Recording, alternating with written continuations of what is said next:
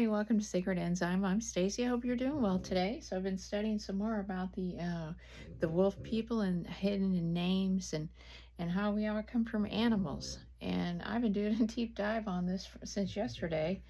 And I have a whole list of names of the wolf people that are in current day populations. Okay, and I'm starting to understand from reading these names that a lot of these bloodlines that lead back to these wolf names are German, Scotland, Hungarian, and French, and Irish. So I am beginning to wonder if the genetic template that is associated with these group of people are the ones that are having these sightings for werewolves and dogmen. Seriously, gotta do a survey. So I'm going to read some of the names, and these are current names that mean wolf.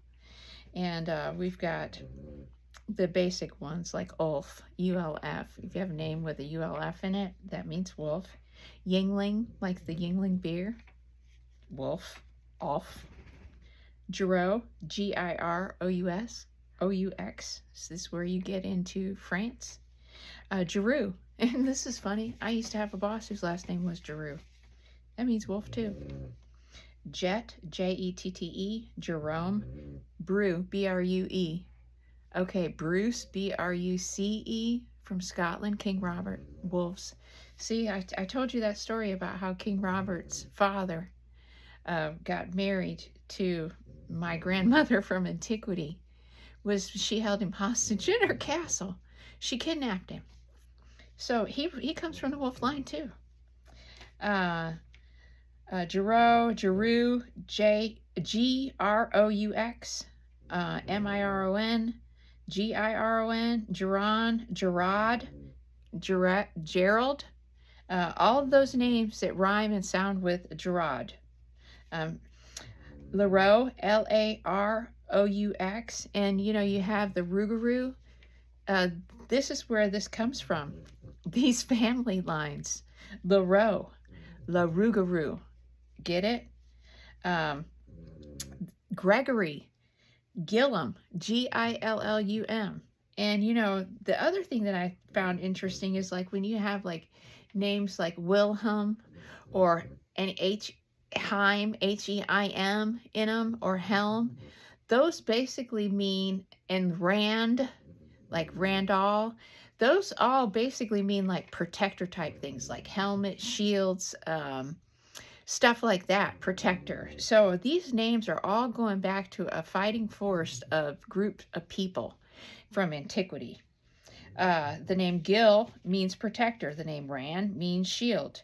You have the name Wayland, which is funny because my brother used to have a girlfriend and her last name was Wayland. Blows me away. They're wolf people too. Wolf people too. And you've got MacGregor, Ireland. These old Scottish clans, MacGregor, the Gregor clan. I mean, so you can take these names and you can turn them into, put a Mac or a Mick on them, and you've got a bunch of McGerald, Bruce, just so many different names. Wilkerson, Lupin. And then other things is you have the she-wolf named Lupa. So now you get into a whole bunch of names that start with L-U-P, like Loop. So you've got Lupin. I don't know, everything that you can spell with L-U-P. I've just gone blank right now because my list is getting so long. I mean, okay, Connor. The first name Connor, the last name Connor. That means desiring wolf. Then you've got Zev. And I think that there's a Zev prefix to a lineage from antiquity. I think they're called like the Zevites or something like that. So, or something in the Bible, and I'll look it up because that Zev is that's a bloodline. That's a bloodline. Keenan, Channing, Conan, like Conan the Barbarian, all based on reality. The last name Shaw. I mean, there's so many names that mean wolf. We could go on all day, and everybody's name means something. Like just like the suffixes that are on these names, like the NUT means water, ET means the one, AN means unity, ME, I think that means like possessiveness, but I'm not sure if it has a abbreviation that goes back to antiquity because I can't find it. But like when you have these names that start with like Ra or you bird, or there's so many things like black, those all mean birds. All of these names go back to bird names. And then you have names where they're pushed together. Like you have, for example, you have, Harrison. Okay, the Harris, that is a word that means, I wrote it down.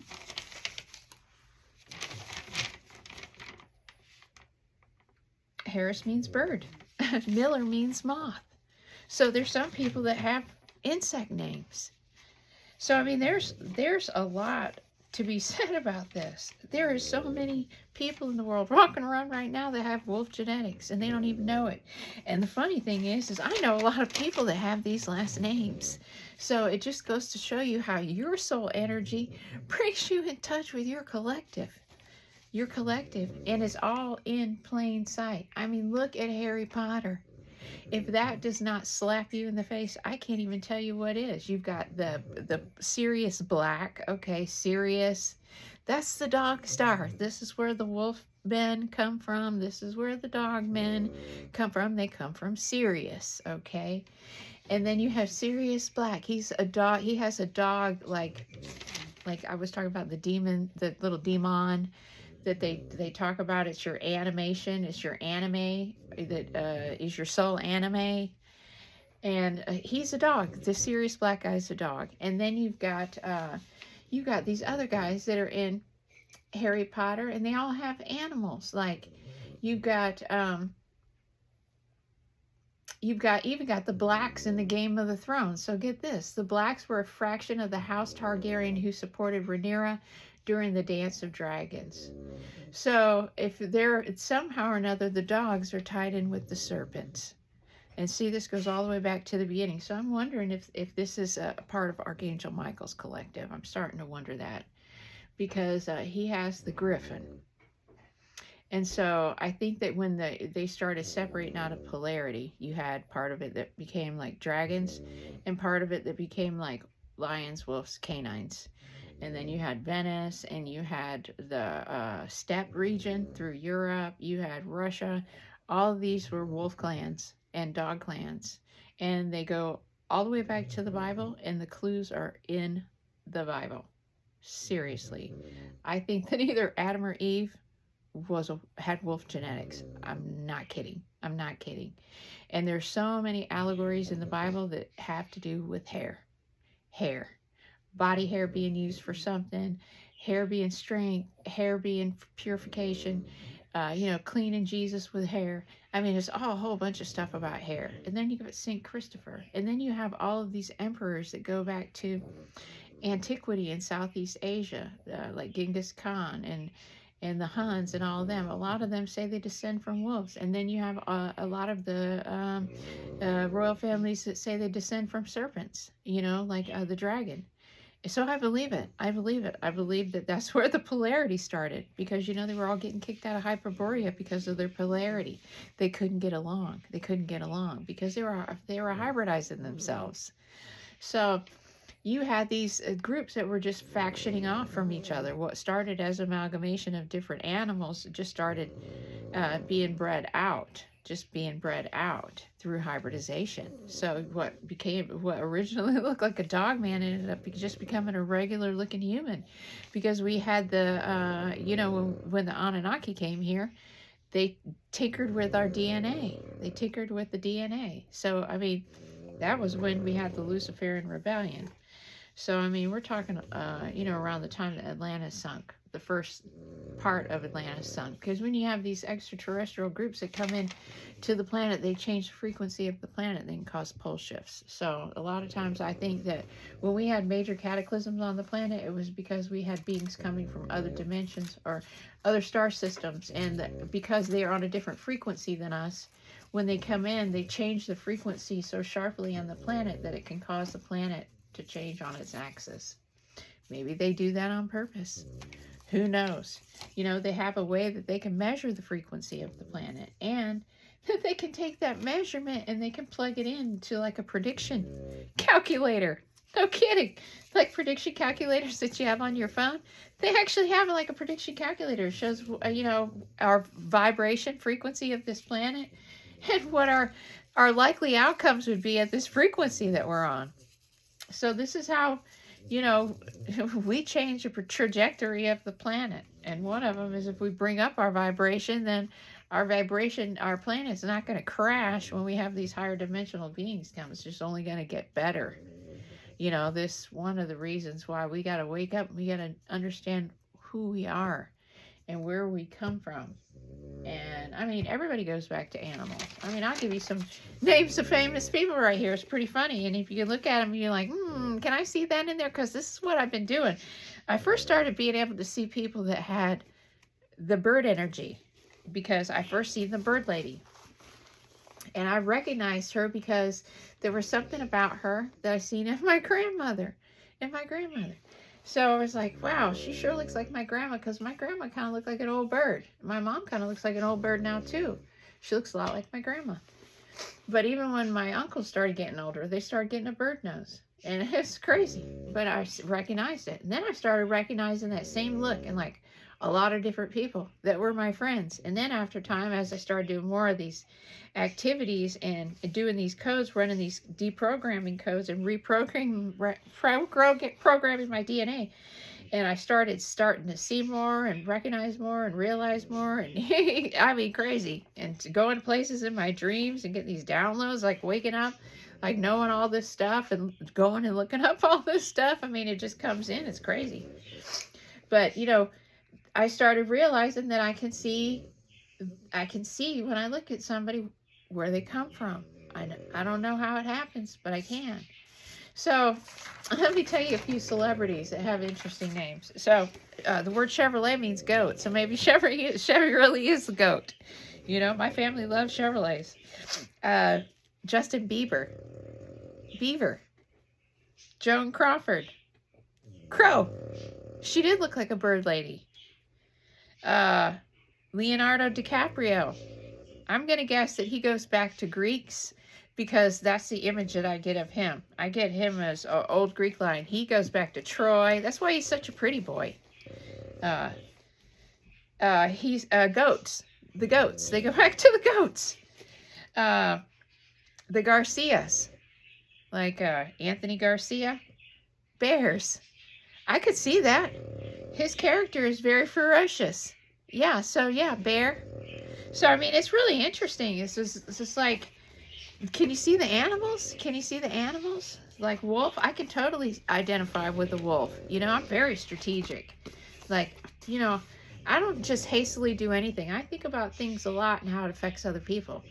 And the other thing is that I'm fiercely protective of my kids. Seriously. And I have twins. And all of these characters in legends and myths, because, you know, there's truths in the myths, that they're all twins. All of these wolf people are twins. When you go back and start looking at all this Norse mythology, they always have a brother. Always. And they're boys. So maybe these wolf goddesses, they just had double boys. 2 at one time. They had twins every time. I mean, you had Remus and Romulus, and then you go back all the way back through the Odin Chronicles and all that stuff back with that Valhalla stuff. I started reading that stuff today. I mean, there is tons of books. There's so many languages I feel like I need to know now to be able to understand this stuff, because one thing's going to be Old German and Norse and Coptic, and I mean, you're going to have to literally learn everything because it's an intentional scramble of all the information. The Tower of Babel is live and well, even today. You know, they're still changing everybody's languages so people can't communicate. I mean, man, talk about the ultimate mix-up. It's like just throwing 10 puzzles up in the air together with all their pieces separated and saying, okay, put them all together, you know? It's crazy. It's crazy. It's so much work. It's so much work that's involved in this. But I do have some people that are going to help me. And I'm so excited because I think that we need to do some surveys. We need to do surveys on finding the genetic profile of these people that have these dogman and these wolfman sightings. I'm telling you that they're being targeted. And either these dogmen and these wolfmen are giving these people such a freaking scare because they need to wake up. Okay? It's giving them a Kundalini awakening because it's scaring the shit out of them, okay? Because let me tell you, when you see something like that, you will spend months and years trying to figure out what happened to you. Maybe that's the whole point, right? So, you know, and the other thing is that people that do have relationships with these Sasquatch and stuff, dogmen and wolfmen, I was thinking that we should start communicating back with them in symbols, like leaving them symbols, like leaving them different types of symbols that mean stuff from antiquity, like archangel symbols, and you know, knowing where these different species come from, we'll know which archangel collectives or what collectives are associated with those systems. So you can communicate with them in a language they understand, because obviously they understand symbols. Symbols are the oldest language. You know, it's symbols. So they speak in symbols. And, you know, these older beings, like these canine beings, these wolf beings, they didn't talk. They didn't talk because they came from the primal sound field. So they didn't communicate. They were etheric, semi-etheric in nature because they were part angelic. So they communicate telepathically. So these people that are running into these animals, they're so scared that they can't open their mind to communicate. But some people can. And so I'm still trying to weed through a lot of these dog men and these wolf men encounters to try to get the gist of it. You know, I'm kind of seeing that there's just an intimidation factor there and no real harm, but an intense scare. It's almost like a Kundalini awakening. That's one of the things. But then I have seen where people have been attacked and killed by these. And these are definitely creatures that are stuck in polarity. And so this is just a whole thing that's got to be unraveled. And we have a lot of different creatures here that are in polarity, like these skinwalkers and things. These are like multi-chimera animals that are semi-etheric. So they're fourth realm type animals, but they're coming from polarity. And I think that has something to do with CERN. So, I mean, there's a lot of stuff to unpack here. There's so much stuff in the Bible. There's so much stuff. You could have 100 people doing this work all at one time, and everybody could bring something. You know, somebody needs to understand linguistics to add to this whole thing of these sightings. This study needs to go way past finding DNA. Way past DNA. Way past DNA. Everything is written down. You just got to weed through the grass to get the needles in the haystacks. It's all in plain sight. It's all hidden in names. It's all hidden in symbols. It's all hidden in the architecture. It's hidden in the family crest and heraldry. They all touted the tribes that they came from, the animals that they came from. You know, there were people that came from lions. That was a Melchizedek's. A lot of Melchizedek's came from lions. You know, they also came from the dog star, too. They came from Sirius. So, you know, a lot of African-American people are people that, you know, that have African in their ancestry, or islands where, you know, they have a higher amount of melanin. They come from Sirius. They come from Sirius. And there are a lot of Melchizedek's, you know, the kings of Medes.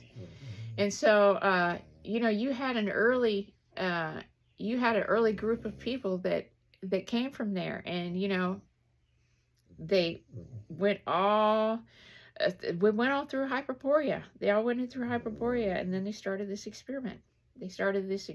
But see, what's happened is, in the meantime, we've gotten all these soul imprints that have been put on us because, you know, we follow family groups and family lines, and we come back, and then we try to work out the karma and the trauma and everything that's accrued through these time cycles. And then when it gets close to an ascension period, then they bring in the illuminated children, the children that come from these solar systems that have a higher strand template activated at birth, and then during their upgrade process, where more stuff is switched on as they're progressing in their age.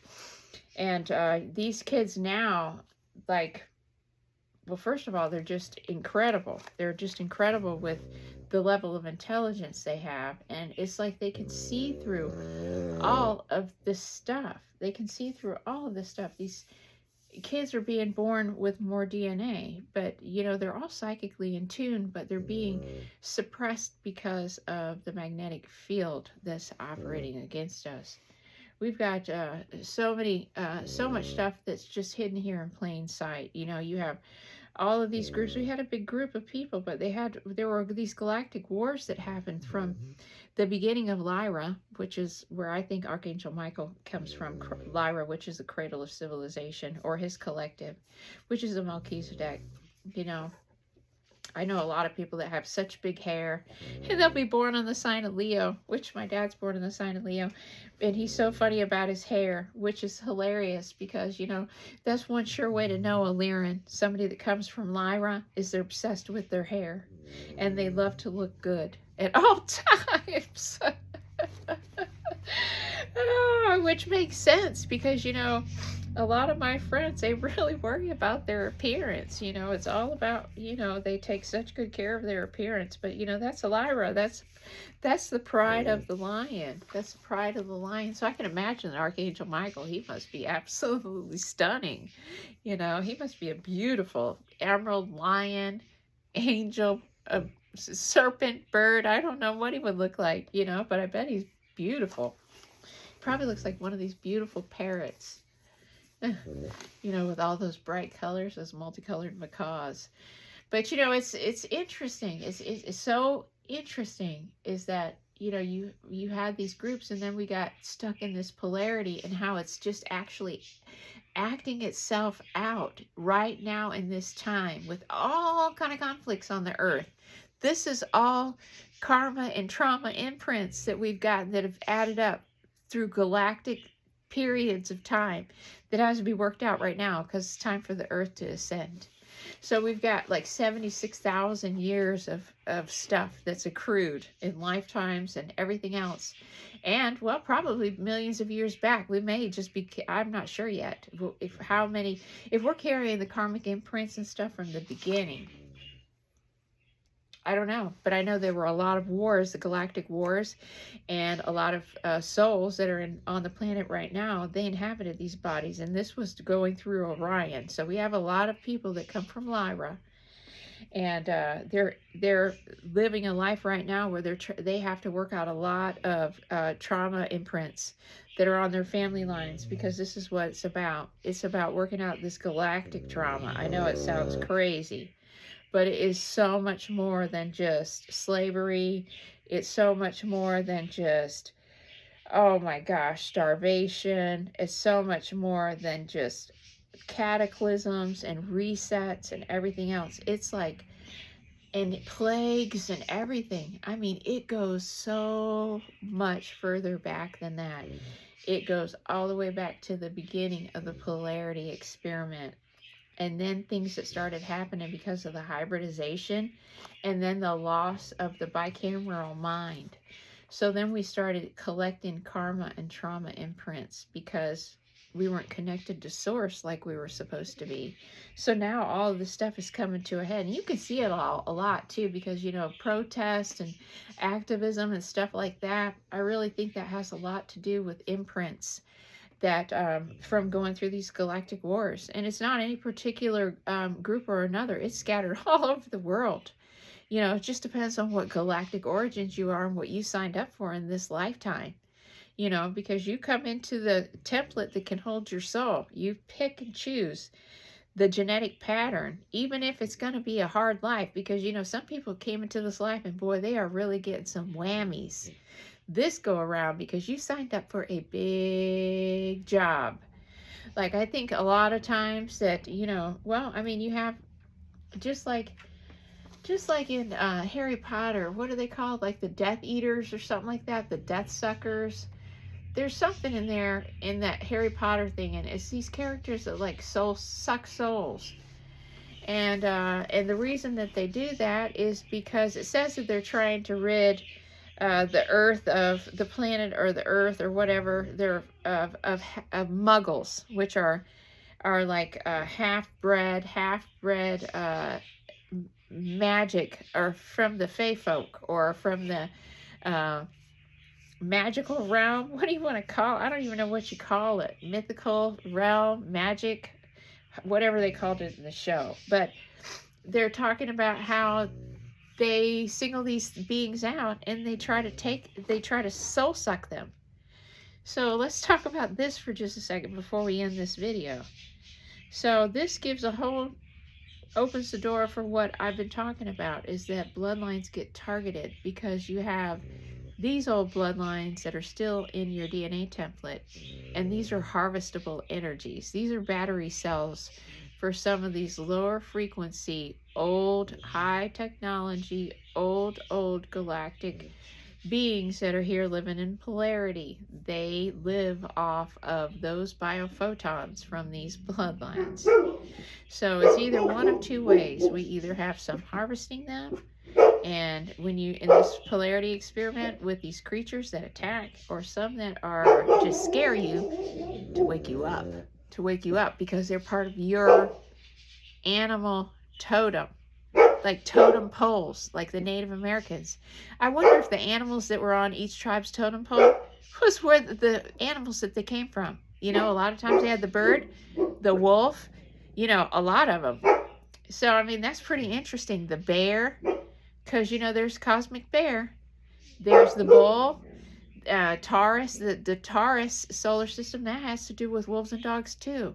And that's Aldebaran. And then you have Sirius, and Sirius has to do with the dog star. So you had the canines. So you must have had at one time that you had this group of people that were in this one solar system in Aldebaran, or maybe neighboring Aldebaran. Something happened there, wars probably, and they went to Sirius, because a lot of these beings, they just came down. They came from Lyra because Lyra got destroyed. They went to Orion. Orion, that's where they encountered a reptilian. Then you had forced hybridization, and then you had genetic code malware problems, and they have been dominating because they got malware code problems when they were formed, and they were created by the bird beings, and they basically created them, and they didn't. It was kind of like the Frankenstein experiment. Truthfully, the planet's has been like a Frankenstein experiment. And so we're being helped to be woke up right now. So yeah, I mean, this is this whole interesting line of work. And don't forget you can speed up the YouTube video. I know that I talk slow, but I do all this on the fly, like I said. So, I'm not going to sit and flip through a million papers and make a bunch of racket and craziness. I like to read and then talk about it. So, let's have a conversation about this. I want to know about these people's names and stuff. I mean, there has got to be a connection here. We can figure this out. We can figure this out. This is so interesting. I'd like to know what people's family names mean. Like, what does your name mean? Does it mean bird? Do you have bird in your name? Boar in your name? Wolf in your name? And just like the Game of Thrones, I mean, you had the Baratheons that were the deer, and you had the Starks, which were the dire wolves. I mean, come on. Obviously, we know who the Starks are. They come from the Stewart family. The Stewarts before the King's Stewarts. We're talking about the old Irish royal family. They were the early Stewarts. And even funny how the universe works. My daughter-in-law is a Stewart, and she's done her genealogy. They all go back to the same places. Insane. We're all meant to come back to this time for this work. And so I'm just waiting for my twin grandbabies to come from whatever universe they're coming from. I'm guessing that they're probably coming from Sirius. And that'd be my brothers coming back for another go round together. I can't wait. So that's my prediction. when I get them, they're going to be twins, just like Remus and Romulus. My brother told me that him and my other brother, they go through their lifetimes together. That they're like, they're twin flames. That's what it is, twin flames. They're twin flames. And so, you know, they go through their lifetimes together. They either come in as twins or they come in as what's called Irish twins. Irish twins. So I thought that was really great. And they were both very, very close to my oldest son. So I don't know. I think they're going to come back as whenever the time is right. They're coming back this next time. So I'm super excited. So anyway, when you come and find me, I'll be here because we're living in the past, present, and the future all at the same time. So thanks for watching Sacred Enzyme, and get outside today. It's chilly here in Florida. It's 47 degrees this morning. I was about to freeze to death. So get outside and give thanks to our Heavenly Father, Divine Mother, Mother Earth. So enjoy your casual Friday. I'll catch you on the next one. Thanks for watching Sacred Enzyme. Bye-bye.